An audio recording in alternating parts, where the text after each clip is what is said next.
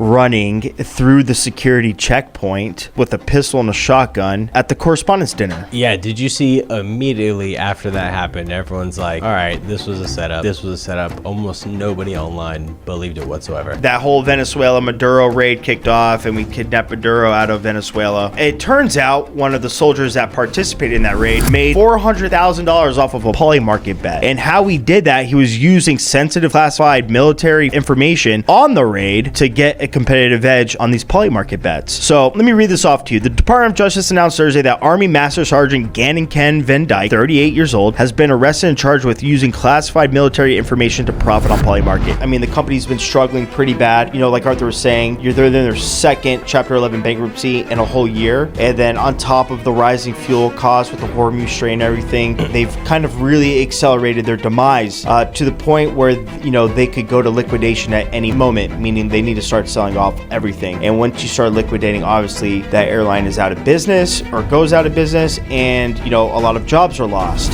And let me get down and dirty with Amazon. So Amazon's the first one on my list.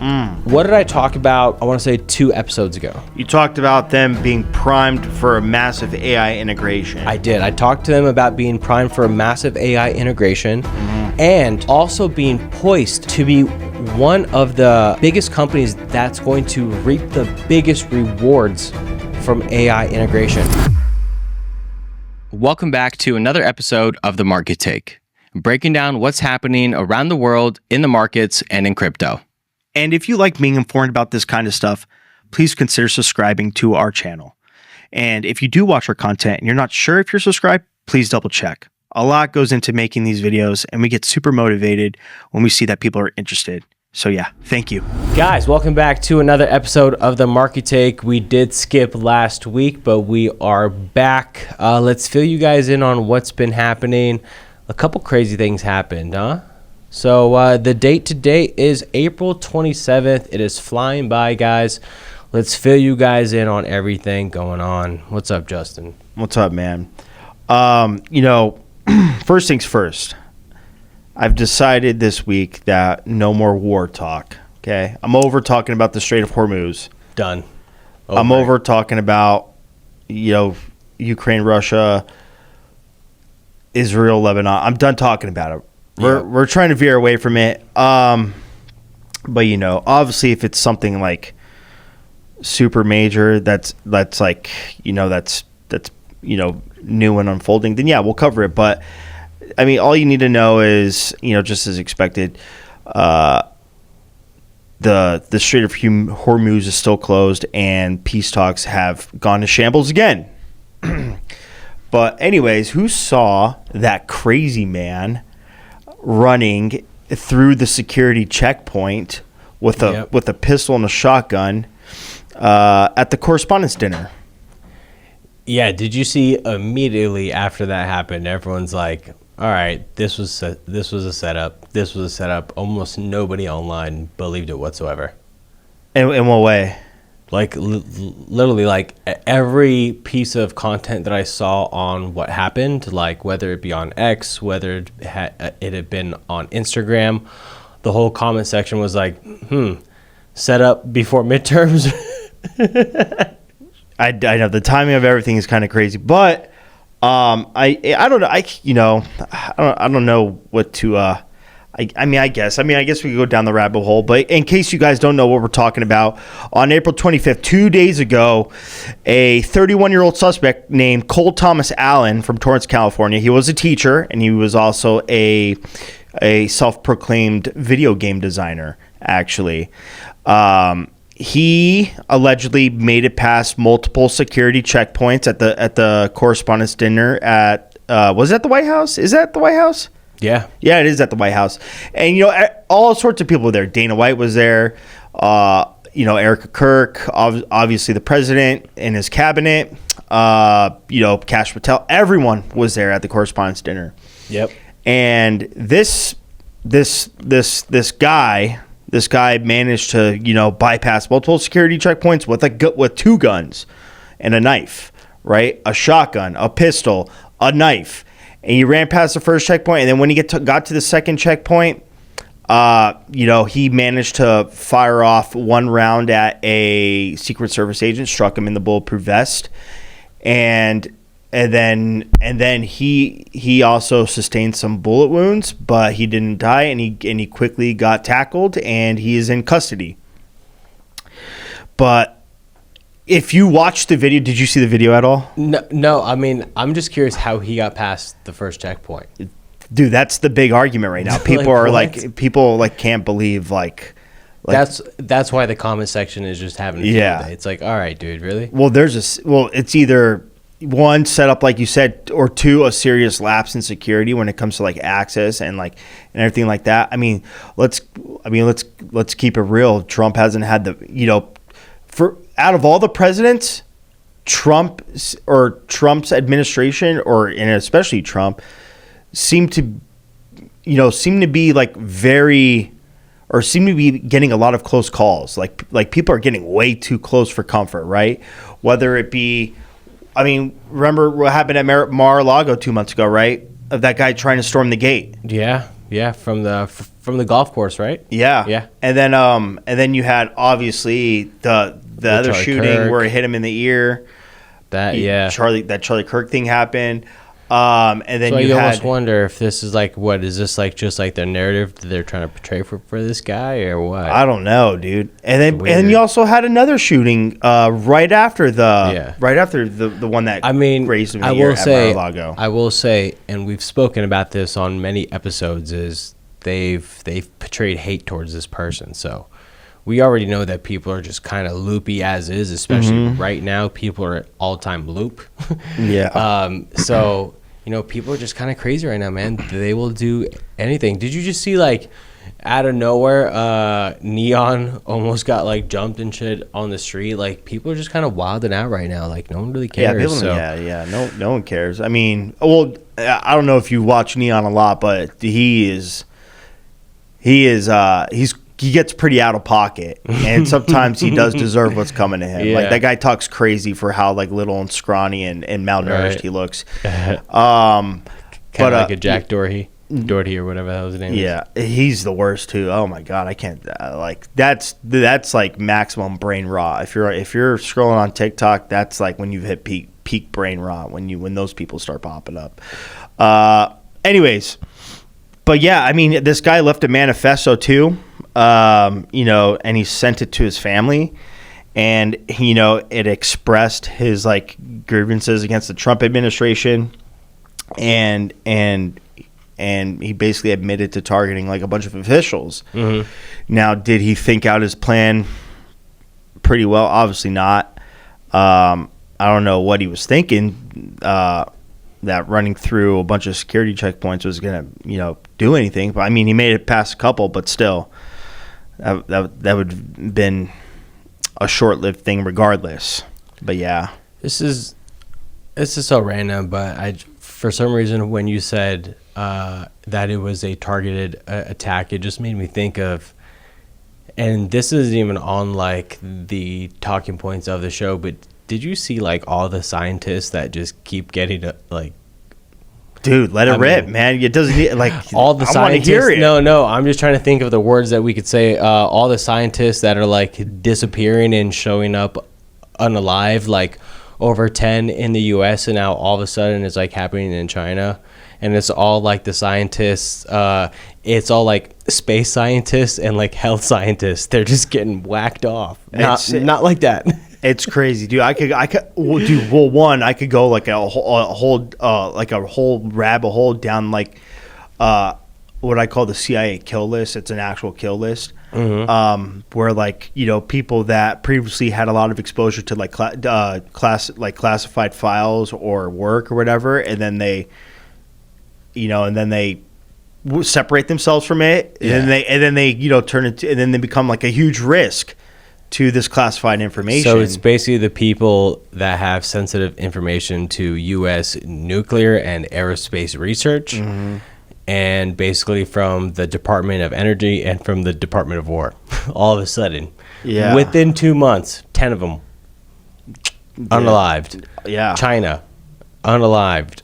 Well, I think I read somewhere that one of the scientists was literally on a hike with 5 other people, right? And she was like the last one in line, like behind, and and they turned around and she was gone. Like as gone forever. As simple as that. Like, dude. Like so crazy. Yeah. Anyways, in other news, man, you know, our world is a casino. Our world is literally a casino, guys, and it's an unfair casino. If you remember, I'm sure you guys do, but we that whole Venezuela Maduro raid kicked off, and we kidnapped Maduro out of Venezuela. It turns out one of the soldiers that participated in that raid made $400,000 off of a poly market bet. And how he did that, he was using sensitive classified military information on the raid to get a competitive edge on these poly market bets. So let me read this off to you. The Department of Justice announced Thursday that Army Master Sergeant Gannon Ken Van Dyke, 38 years old, has been arrested and charged with using classified military information to profit on poly market. Van Dyke participated in Operation Absolute Resolve, the January 3rd raid that captured Venezuela President Nicolas Maduro. And he placed 13 bets on the platform between December 26th and January 2nd using a VPN to mask his location. He wagered approximately $33,000. First of all, how much are you getting paid as a... Dude, if he had the insider info, who cares what he's... Yeah, he probably dumped everything. He probably took the equity out of his house, to be honest. He wagered approximately $33,000 across tied to whether Maduro would be removed, whether U.S. forces would invade Venezuela, and related outcomes. When the operation succeeded, he walked away with over $409,000 in winnings and immediately moved most of his proceeds to a foreign crypto wallet before depositing the remainder into a newly created brokerage account. The DOJ charged Van Dyke with unlawful use of confidential government information, theft of government information, commodities fraud, wire fraud, and making an unlawful monetary transaction. The CFTC filed a parallel civil complaint the same day. Polymarket said it identified the account independently and referred the matter to the DOJ and cooperated fully with the investigation. When Trump was asked about this, Trump even said the whole world, unfortunately, has been somewhat of a casino. And, hinting that he was never much in favor of poly market and Kalshi and prediction markets of that matter. He's like, it's taken away from my stock market liquidity. Stop. Yeah. But to be honest with you, I kind of, prediction markets did turn the world into a casino, to be honest. Did you see that they're adding the price of Pokemon cards to Kalshi as a prediction? Yeah, it's like how many different types of markets? No, I mean, you realize that that's going to bring corruption into the Pokemon market. I'm sure it is 1,000%. Like, if there's a wager, if this card's going to sell for this much, why won't I just buy the card for that much and put a wager on it? Yeah, this is why I hate this. I've never used Polymarket, I've never used Kalshi, but this is why I don't like them. It manipulates the original market, man. Why can't yeah, I mean, like you're saying, dude, it affects the prices from growing organically or whatever. It's just now there's a motive behind it, and it makes me upset. As if Chinese buying overpriced Pokemon cards to launder cash wasn't enough. All roads lead to Pokemon corruption, eh? But yeah, the prediction market stuff is kind of getting out of hand. I think they just need to crack down on more regulation, and I think having predictions on some things can be harmful. Yeah, I think making a market out of anything is a no-go. You're literally just asking people to commit crime. One of the biggest reasons people commit crime is for financial gain. So if you're making a prediction market, if someone can have anything to do to interfere with that, they're going to try to do it somehow. This is dude, this is just, I feel like we're just at a max greed period bursting at the seams.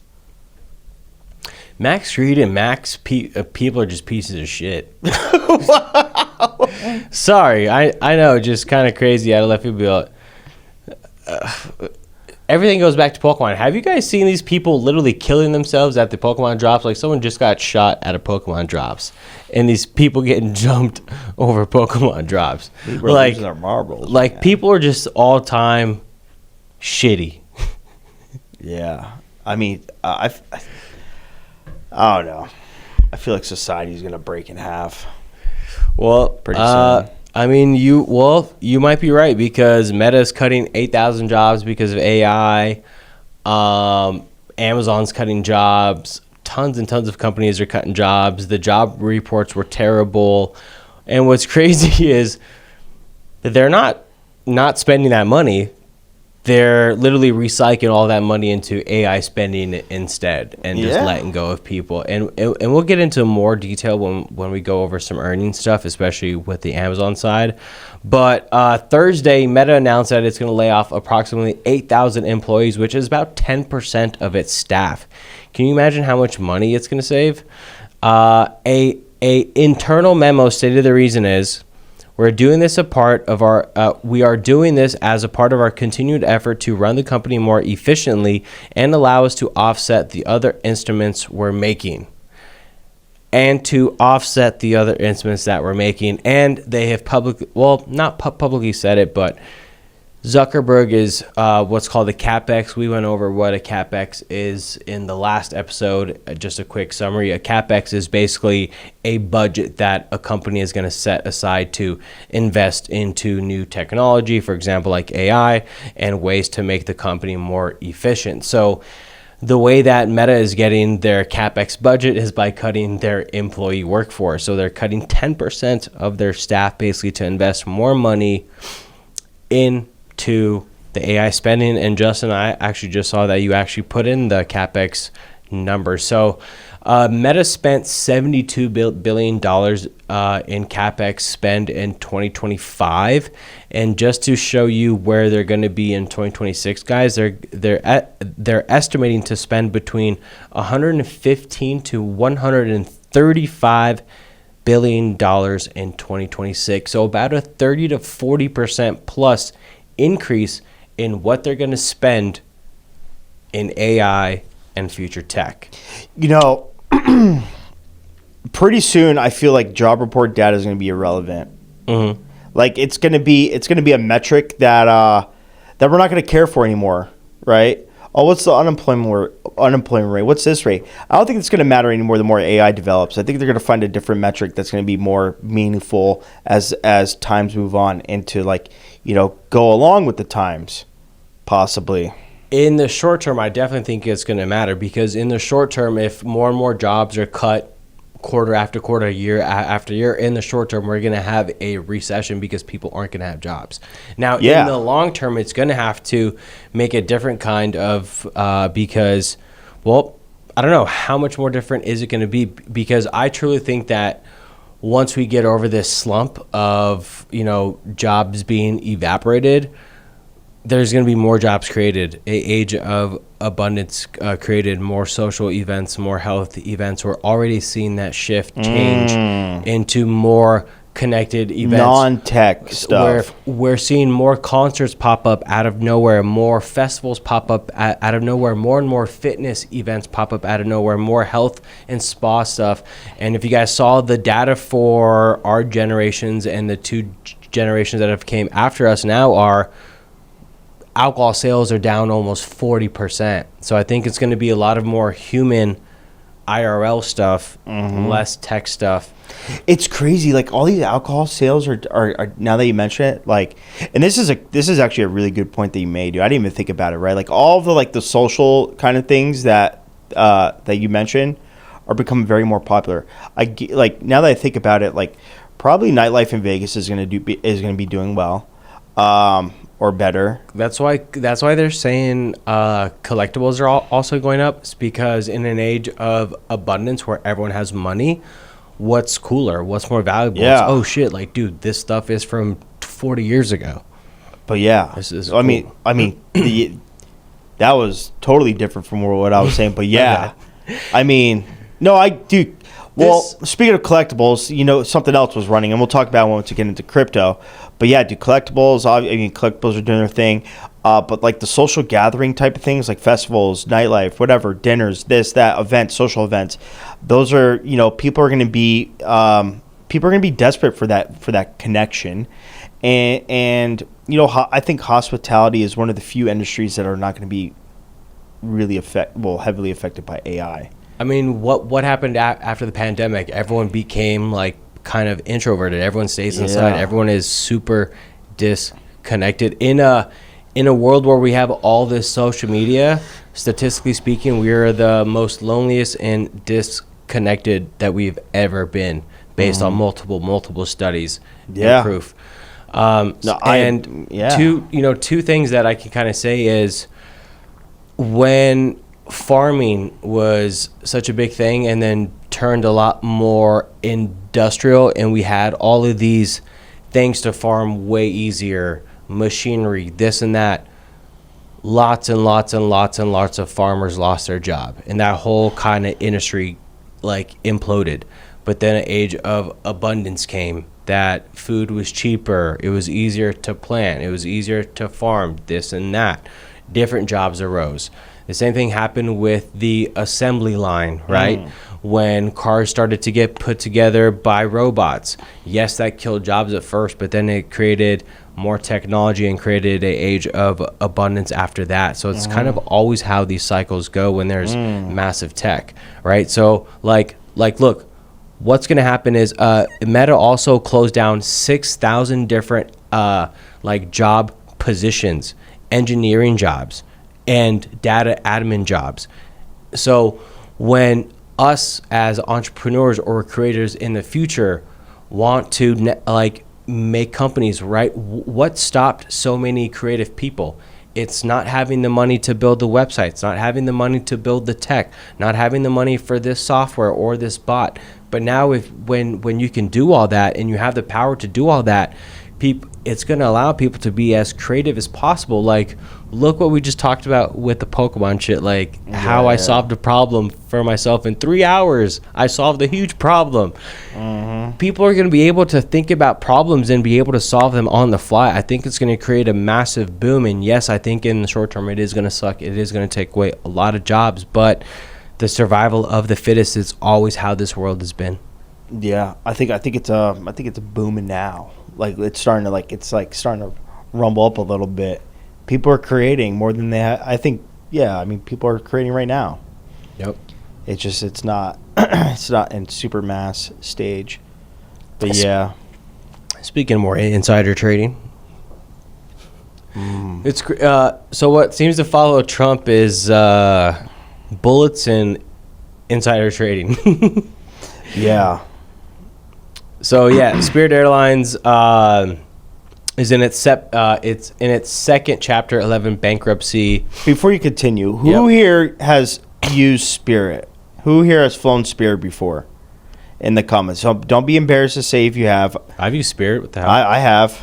I've flown it before. I want to know who's flown Spirit.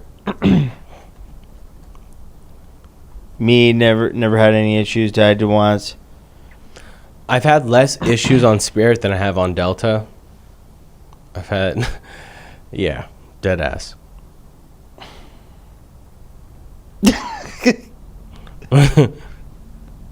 That's like the Little Caesars. Yo, whoever says Little Caesars doesn't taste good, you don't have a soul. Dude, do you ever... Bro, this guy's annoying. Angel, I love you to death, but you're annoying, bro. What? Can where you give me an ETB, bro? Do you not have people around? Do you live in some town with no population that they somehow get a Pokemon allocation and you're the only one that's buying it? This guy gets Poke restock every day. Like, what is going on, man? Dude. Anyways, Spirit, right? Guys, you want to start it off or you want me to start it off? I mean, you have more of the detail, but I was just saying, I just thought it was funny that Trump... Hold on, let me get the Trump insider trading Spirit tweet. While you do that, I'll read this off. Well, I'll read what's been going on with Spirit, and then you could kind of, and then you give your 2 cents. I'll give my 2 cents. Yeah. Yeah. Go ahead. All right. But yeah, guys. I mean, if Spirit has been in the headlines lately, right? I mean, the company's been struggling pretty bad. Like Arthur was saying, they're in their second Chapter 11 bankruptcy in a whole year. And then on top of the rising fuel costs with the Hormuz Strait and everything, they've kind of really accelerated their demise to the point where they could go to liquidation at any moment, meaning they need to start selling off everything. And once you start liquidating, obviously that airline is out of business or goes out of business, and a lot of jobs are lost. Now Spirit Airlines are kind of like in their last ditch efforts to try to get their airline to keep flying, and that's by going through the government or getting a government bailout. Now, with this, there's a lot of backlash with the citizens. Mm-hmm. Trump wants to bail them out. He quote unquote says it's a great company, but in reality, they have a huge business structure problem. Like, that's kind of like the main reason why they're in the direction of where they're in the position that they're in. Like, their strategy and their structure is not profitable whatsoever. But Trump wants to bail them out. That means using government funds to bail this airline out to buy them some time. Mm-hmm. Now, this wouldn't guarantee for them to keep flying indefinitely. This would literally only buy them, at most a few months, probably. It's kind of like putting a Band-Aid on like a big gaping wound that's bleeding, right? But you're putting a Rite Aid Band-Aid on an it. Infection or something. Yeah, it's not really gonna help. Or just to, slap some tape on it to hold it over in the meantime. But in reality, it's still on its path to its demise, like I was saying. So yeah. So why is this getting backlash? Well, for one reason, that's like asking, well, the people that are going to be paying for this are me and you, taxpayers, right? And that's like asking, hey, invest in this company that is surely going out of business. Mm-hmm. We're just gonna give them some money so they can operate a little bit longer. Now, from the political standpoint, right, from the political view of this, I could only imagine. Well, yeah, it's to save 14,000 jobs, which are currently employed at Spirit, and the midterms are right around the corner. So I'm sure it would be like a good political look for the Trump administration and the Republican Party. And that's 14,000 extra voters as well. But I don't think, me personally, I don't think it's going to get. I don't think the funding's going to get approved through Congress at all. To be honest, I think it's just this is, again, it's I hate to use the term, but it's kind of beating a dead horse. I mean, it's kind of nearing it, but I think it's a taco. It's a Trump artificial created Yeah, talk about it. I know you were telling me about it earlier. So for some reason, I can't find the dang Truth Social, but it was literally like something like, Spirit Airlines is a good American company. I think the American people should bail them out, like something like that. Mm-hmm. And then 2 days later, they talk about, I think the American people should invest $500 million into Spirit, and then the stock went insane. Stock went bonkers. The stock, how much did the stock pump up? Let's check. Oh God, yeah, unbelievable. Stock only pumped up 770%.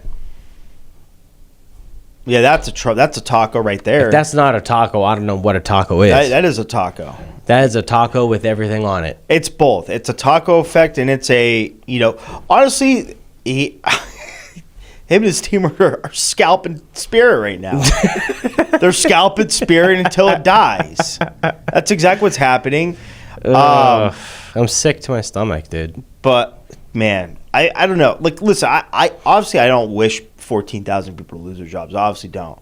But, in the grand scheme of things, Dude. You know, in the state of everything, like paying taxes on what?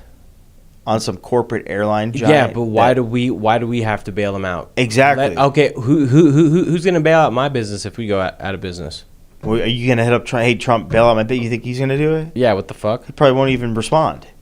What the fuck's my bailout? Yeah. I'm gonna cuss. That's my point exactly. Like, why the fuck do I got to pay extra on my, sorry, excuse my language, but why the fuck do I got to pay more on my taxes to bail some fucking shit airline out that's got an incompetent fucking CEO that can't run this fucking business properly? I fucking agree. I've been waiting to cuss all day, bro. I've had a long day. So yeah, should we what else is going on in the world? Powell's last week, eh? Potential last week. You know, Papa Trump's got it out for him, eh? I'm gonna be honest, man. We might get one last good afternoon.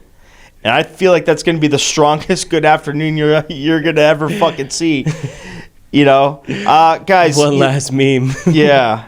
I mean, guys, if you don't know, obviously Jerome Powell is his term ends May 15th as the Fed chair, and his successor is Kevin Warsh.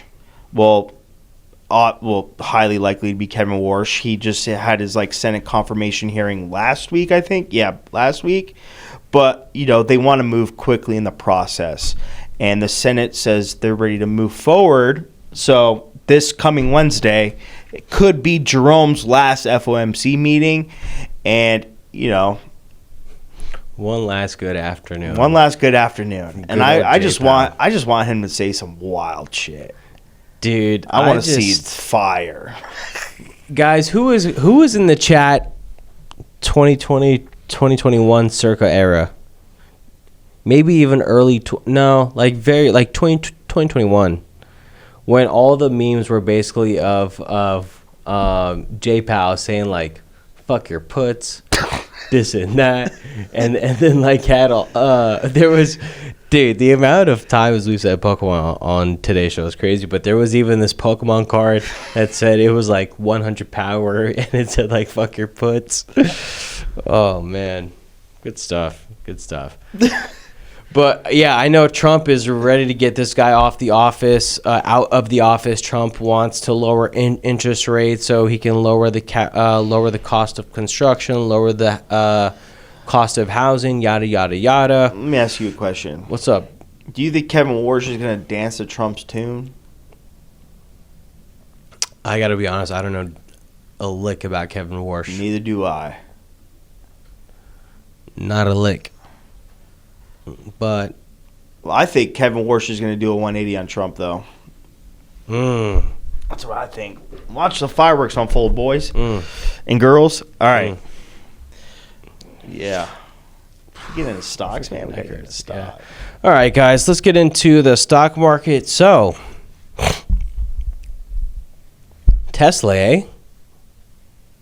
Tesla had a good earnings, pumped up 4%, and then they had good earnings, and then immediately sold off.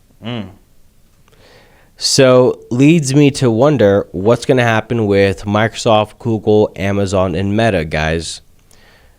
5 of the big dogs reporting for Magnificent 7 that comprise of a hefty weight into the S&P 500 and the market. So Wednesday, after market close, we have Microsoft, Google, Amazon, and Meta reporting earnings. And then Thursday, Apple, after market close, is reporting earnings. I'm probably going to not really trade the stock market the rest after tomorrow because it's just going to get too hairy. Yeah, you're asking to get your butthole blown out if you're going to trade. I mean, on those earnings. No, I mean, trading the earnings is different. First show back, eh? All right, so yes, you can definitely get your behind blown out on what's called the IV crush, on an implied volatility crush. Or you could not. I'm not sure if you guys saw AMD just pumped like 15% on some news, and option plays went up 10 to 25,000%, dude. If you hit a 20,000% play on $350 invested, it's 52 G birds, 52K. Say that one more time for the crowd. $350 invested On what? on AMD calls, on AMD 335 calls or AMD 340 calls or AMD 345 calls. They went up 20,000% In a course of one day, overnight. Why did AMD go up 20,000? It got good news about some partnerships, and it went up 13%. Sold off 5% today, but last week when it pumped 13%, option contracts went up 20,000%. If you put $352 in there, you would have made like 52. Did anybody in this Discord hit that, or get a lick of that, get a taste of that? Now here's how we can guide ourselves into this potentially happening. Now, one thing to keep in mind. So there was no event going on for AMD, right? So when there is an event like earnings or investor days, implied volatility percentage goes up. So if you guys look at your contracts for option contracts and you look at the extra information that's labels on those option contracts, it says IV or it says implied volatility on the platforms. And the average percent, it's like 40, 50% IV. That's like standard. But when earnings come up, or let's say there's like a Tesla Investors Day, or if there's like an Apple, event going on where they talk about the new devices. Sorry. What happened? Nothing. Where they talk about the new devices, when the market makers are expecting those events to happen, that IV goes up, so it makes the premium of the contracts go up in price. Now, once the event is over, the IV goes down, so it automatically makes the premium go down with it. So you could be right about the stock going up or down after earnings, but the contract can still lose value. Now, if it goes more than that implied move, right, more than it's expected, you can make insane money. I'm talking those 1,000, 2,000, 5,000, 10,000% moves, but it's like a gamble. Right? It's like a gamble. It's like buying a pack of prismatic evolutions, right? That bad boy's $10, 99,999 times out of 10. You're not getting that Umbreon, but that one time you do, that bad boy smacks out a PSA 10, right? For like 15K now, 20K. Sheesh, right?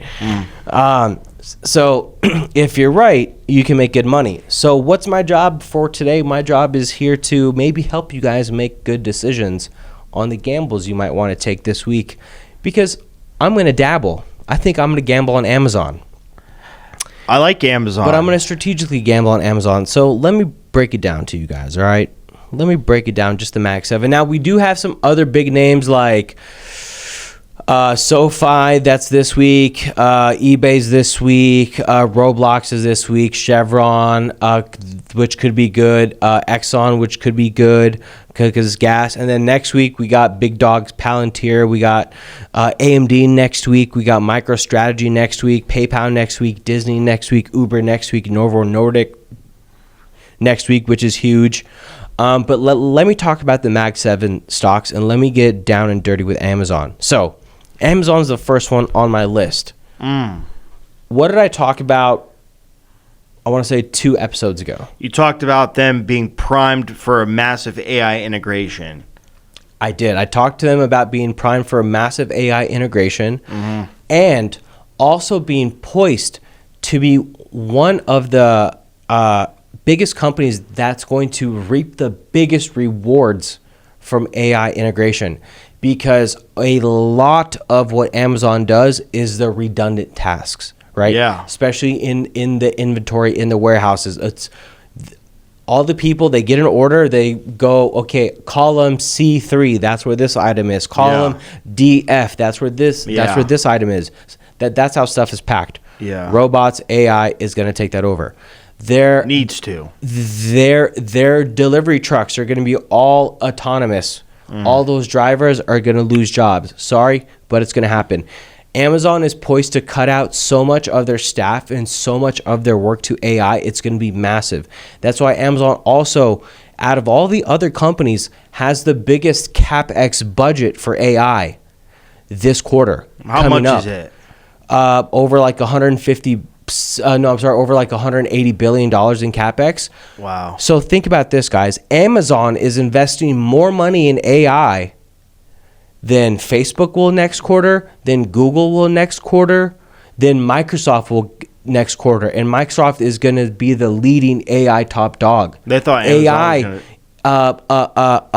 Microsoft is kind of setting the tone of how AI is going to go ever since they invested into OpenAI. But Amazon, out of all the Mac 7, is going to invest more than all of these companies for CapEx. And you guys thought Amazon was going to sit on the sidelines? And then when this news came out and when I broke this to you guys, right? This was April 7th, right? April 7th, guys, 3 episodes ago. Since I said that Amex was feeling squeezy, it's pumped 23%. It's trading at brand new all-time highs as of Friday. You said Amex? I'm sorry, Amazon. Amazon is trading at all-time highs as of Friday. And this thing is ready to rip even harder if it has good earnings. So even though it's pumped up over 20%, even though it's pumped up to new all-time highs, I'm still going to take calls on Amazon because I think it's going to be shocking. Wow. It's going to be shocking. The theory is there, guys. The fundamentals are there. Yeah, the fundamentals, the theory, yeah, all there. It's all there.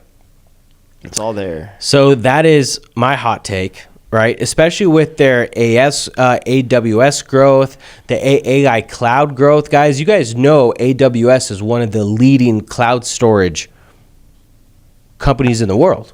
Yeah. What do we need more than ever? Storage. That's why SanDisk went from $70 to $1,000 in 1 year because of storage. Insane, dude. So let's talk about Microsoft. So Microsoft's AI Azure growing like crazy. Their Copilot is growing.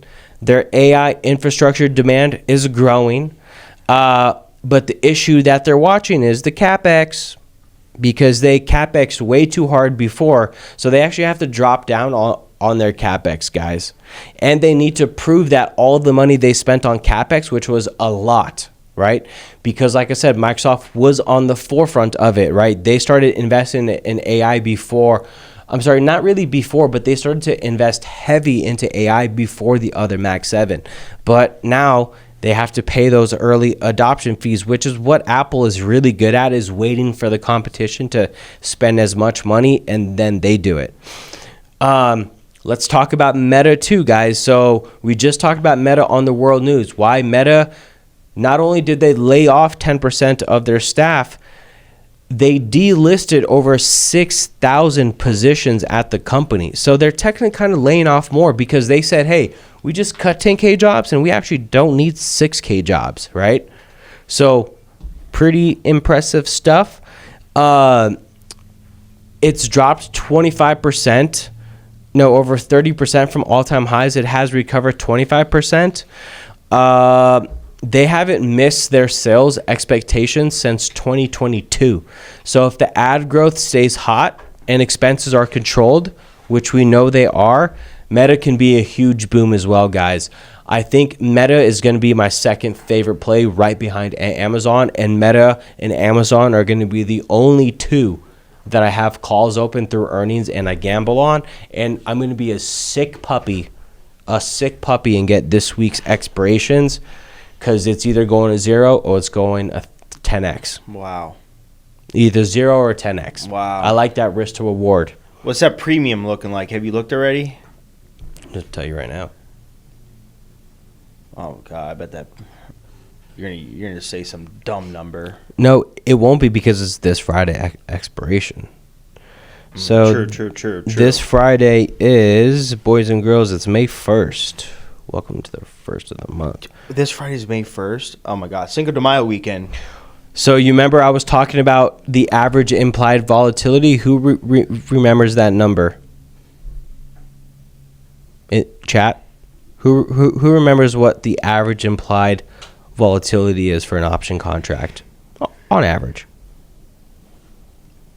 Said it twice.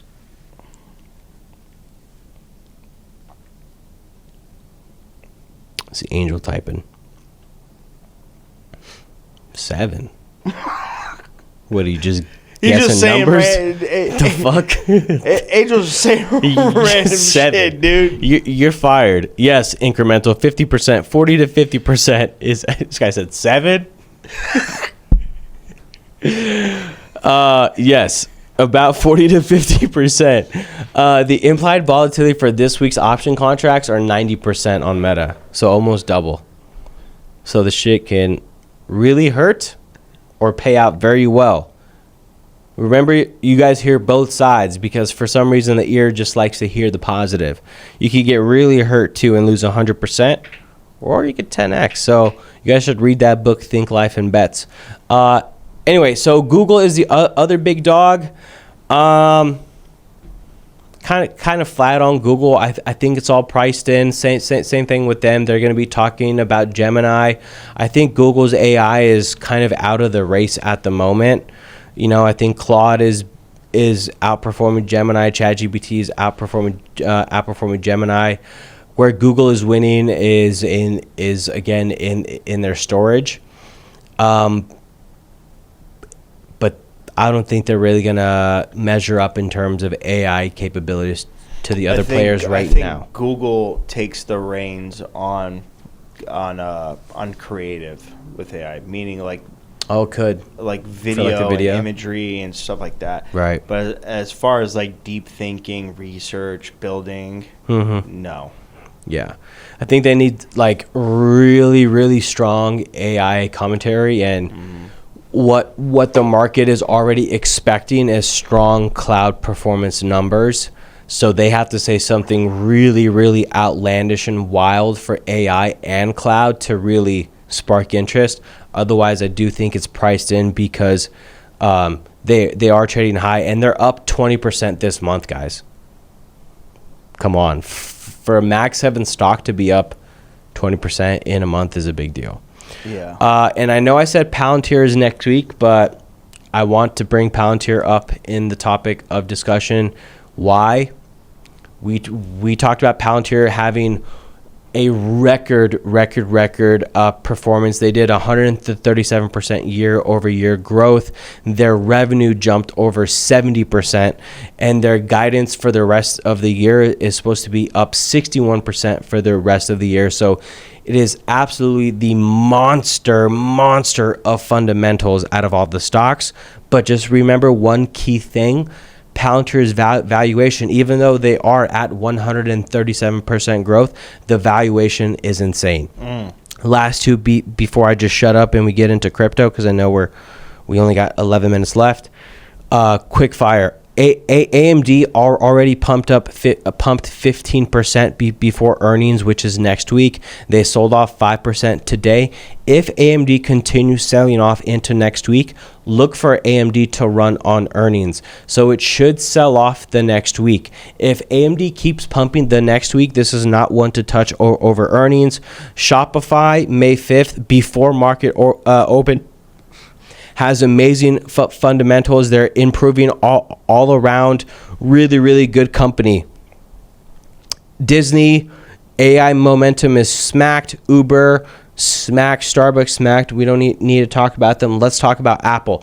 So Apple is actually the weakest Magnificent 7 stock out of all of them from a fundamental growth, guys. They're just not doing anything. It's the same stuff over and over. Tim Cook is resigning. Apple's going to get a new CEO. They're just flatlining, but good for them. Whatever. It looks like a young cat too. Yeah, hopefully it's something good. So, guys, for me, Amazon and Meta are the two to look out for and really, really surprise us. If Microsoft does good, I wouldn't be surprised. If AMD does good, I wouldn't be surprised. If Palantir does good, I wouldn't be surprised. Just in crypto, let's go, big dog. All right, guys. NFTs booming. NFTs are booming again. Is it going to be something that lasts for a while? Who knows? I don't know. But, I mean, man, we haven't seen numbers like this and God knows how long. But yeah, the NFT market put up its strongest numbers in months this past week, with nearly every major blue chip collection gaining in double digits. Man, CryptoPunks, going over 30 ETH, almost 31 ETH. Bored Apes at 9.65 ETH. And then you had some crazy sales, dude. Like a gold fur ape sold for 121 ETH. A trippy fur ape sold for 49 ETH. So Adam Weitzman bought the gold one. Yeah, Adam Weitzman. If you guys don't know who Adam Weitzman is, he's this billionaire that is a Bored Ape Yacht Club. I wouldn't even say fanatic, but like he is a major investor in them. Yeah. Like insanely, and he is like literally buying everything up from them. But yeah, this move was broad. I mean, you saw Azuki up 49%. You saw BAKC up 50.1%. You saw Azuki Elementals up, which is Azuki sub-collection, 37.5%. You saw Bases, like a metaverse type thing, little game. Other Psychotas up 32%. Meebits up 29%. A lot of Base C ecosystem NFTs too as well, including Meebits. And then Mutant Apes up 24.2%. And then you saw Nouns. Nouns, which are a very limited collection, by the way. There's only like a hundred or a few hundred of them. I forgot. They're up 284%. But yeah, NFTs are going crazy. But the big story in crypto right now, and we should have enough time to cover all of this, is, and I mentioned about it earlier in the Discord about AAVE, right? Mm-hmm. You guys, I know you guys loved trading AAVE last year. AAVE was a super strong coin at the time. It's a huge DeFi protocol, but they've recently experienced a pretty significant exploit through Kelp DAO through one of their restaking mechanisms. By the way, this restaking stuff, and I'll explain it, right? But like staking, like you being able to already stake things is kind of nuts, right? Staking is something that's already staked? Yeah. So like I can stake in one pool and then restake that into something else? Yeah. I mean, that's the beauty of like liquid staking. And like you could earn, but yeah, people do it so they could earn all sorts of different types of yields. I just realized that I'm still staking that stuff I staked from that gas drop. That's still staking. Is it really? Yeah. Because I looked at the amount, I'm like, really? I did all this shit for $112? I'm like, dude, I'm just gonna leave it staked. Oh my gosh. Well, who knows? Maybe you're earning decently on it, or maybe ETH gas is no longer here. But I took the free money, man. What the heck? You only got $100-some? Dude, I get wrecked on all the airdrops now. I don't know. But anyways, guys, what is Kelp DAO and what is their restaking token called RSETH? Well, Kelp DAO is a liquid restaking protocol on Ethereum. Users deposit liquid staking tokens. So we've talked about liquid staking tokens in the past before and what they are, so I won't get into that. And you receive a restaked token or restaked Ethereum. Kelp DAO is for staking Ethereum. RSETH lets holders earn both Ethereum staking yields and additional restaking rewards for through whatever protocol you're doing it through. It has a circulating supply of roughly 630,000 Ethereum before the hack. So what happened? This attacker, people say it's North Korea, or people say this, people say that, but mainly people are saying it's Lazarus Group.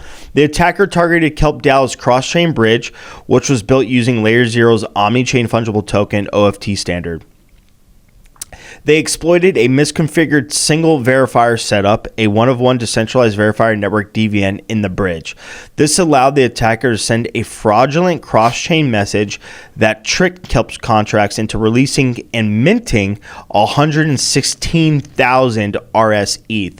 Guys, remember, as I mentioned what RS ETH is, just think of RS ETH as an Ethereum token, as one Ethereum token. It's just a restaked Ethereum token. And so these guys minted an additional 18% of the supply of that from Ethereum mainnet. So at this time, this was valued at $290 million. Some reports mention the attacker also used compromised RPC nodes plus a DDoS attack to help force the faulty verification. The RS ETH was unbacked because it was obviously minted, right? It was like fake minted. And yeah, just essentially printed out of thin air. So how did the attacker involved AAVE into this, right? Immediately after draining the RS ETH, the attacker deposited large amounts of RS ETH, about 90,000 RS ETH, as collateral. So fake collateral, like literally fake collateral on AAVE V3 and V4. That's basically, you know, one of Aave's lending protocols. And this was mainly on Ethereum mainnet and Arbitrum. Then they borrowed against it. They borrowed roughly $190 to $236 million in Ethereum and other assets. Similar borrowing happened on Compound, Euler, Sparkland, and Fluid. These are all other DeFi protocols. Because the RS ETH was unbacked and later frozen, paused, those borrowing positions became unliquidatable bad debt. So you gotta think of it like this, right? AAVE is lending the hacker money, and he's using the fake RS ETH as collateral to back it. So when the hacker takes this money and runs off with it, and now AAVE has all this fake RS ETH that's not worth anything, that's bad debt. They owe that money now, right? The attacker walked away with real ETH assets while leaving the protocols holding worthless and heavily devalued collateral. Yeah, like I just said. So this created contagion effect across DeFi. Just like I mentioned, like when stuff like this happens, it starts unraveling a lot of parts, because like a lot of these, we got to keep in mind, a lot of these DeFi protocols are all in some way intertwined with each other. They're always borrowing and lending from each other, and they all have exposure to each other. So where are we at now with this, right?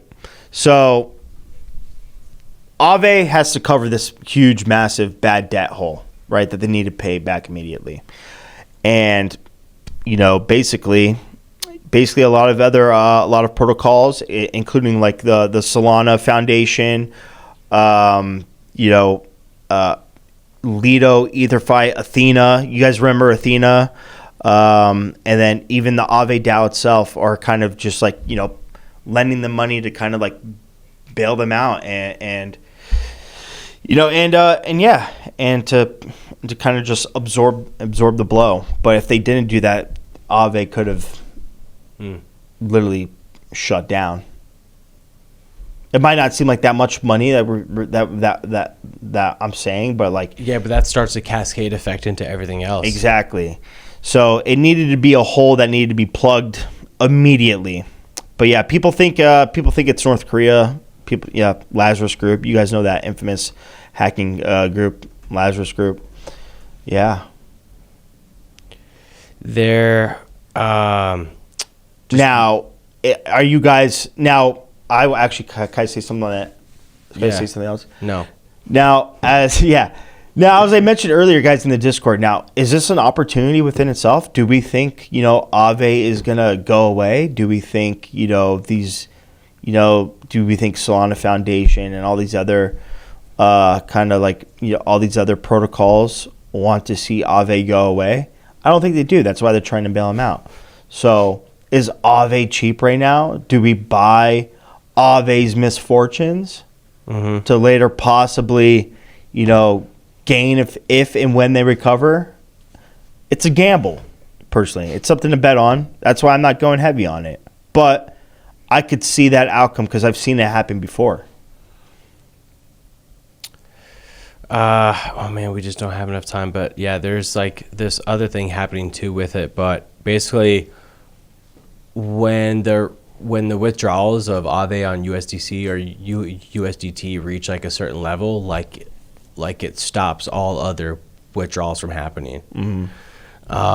But speaking of withdrawals, guys, MEXC starting to see a little bit of stuff that I've actually never heard before, and it's kind of stuff that if the market drops more, that MEXC will be negative on their Bitcoin and Ethereum holdings, and if it drops too much, that they'll have to sell off to provide liquidity. So we're already seeing people's accounts getting frozen up on MEXC. I lost $250,000 in Voyager. People have been affected by FTX. Why gamble? Just be careful if you're on MEXC right now. I don't like what's going on MEXC right now. Guys, this just goes back to like the thing that I've always preached, or that we've always preached in the past. Keep your shit off the exchange. Simple as that. Put it in a goddamn wallet, hard wallet or something, right? I mean, we didn't even cover half of the crypto stuff that we were supposed to go through, right? Like I didn't even read this part. Like Tether freezes $344 million in USDT. Keep in mind it was for like illicit activities, but guys, if you think all crypto is decentralized, you're wrong. Yeah. Okay, you'd be surprised. The exchanges are all centralized. That's why it's a centralized exchange. Well, even these networks like Arbitrum during this whole Kelp DAO thing, right? They froze $701 million of Ethereum or whatever to be able to move throughout their chain. So if you think something's decentralized, think again. They probably have some kind of like backdoor thing, like Roll Overdue Financial does, to freeze your assets. Yep. One more quick thing, guys, before we wrap up, is we discussed a lot of the Clarity Act, and if that was going to pass this month. Senate pushed that officially to May. They were not able to come to a conclusion again because of the stablecoin stuff, because of staking, that stuff. So they are going to reconvene in May, guys. So if the market stays a little bit more flatlined until mid-May, that's why, right, we saw a big spike in Bitcoin in the anticipation of the Clarity Act in the end of April, but it got pushed to May. So if the crypto market stays flat for the next couple weeks, that's kind of going to be why. But like I said, earnings is this week. So there could be a huge shakeup in the market this week. All the biggest companies of the world are reporting earnings, and we know if they go up, most of the market goes up. If they go down, most of the market goes down. So that's all we got this week for the market take, guys. Remember to get your RSVPs for the trading tournament in Vegas. Your passes are going to be emailed to you, and they're sick, and you must RSVP. You must have a pass to get in. Don't make me be the guy that turns you away at the door just because you don't have your QR pass. All right. Relax, big door guy. Anyway. Fucking doorman. All right. Peace out, everybody. See you guys next week.